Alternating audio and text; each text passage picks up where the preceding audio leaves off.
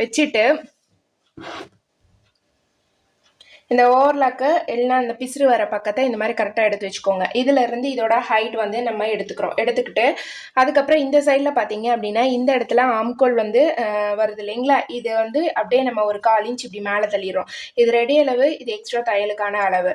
அடுத்தது வந்து பார்த்தீங்க அப்படின்னா இந்த இது இருக்குது இல்லைங்களா, இந்த டாட் போட்டதை இப்படி திருப்பி விட்டுருங்க. அது வரையும் இந்த கை வந்து இது மேலேயே வச்சுக்கோங்க. அப்படியே ப்ளவுஸ் வந்து இங்கேருந்து மேலே ஏறாமல் வந்து பார்த்துக்கோங்க. இந்த கையே இப்படி மேலே வச்சுட்டு அப்படி திருப்பி விட்டுருங்க.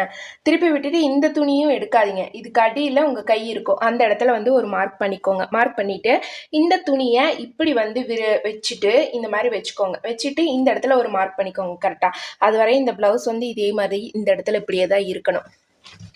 இப்போ இதை நம்ம வந்து ரிமூவ் பண்ணிடலாம். பண்ணிவிட்டு இப்போ எடுத்த நம்ம 4 அளவையும் இந்த மாதிரி வந்து ஃபர்ஸ்ட் அளவை ஜாயின் பண்ணி விட்டுறோம். 2வது அளவு இது வந்து நமக்கு குடஞ்சி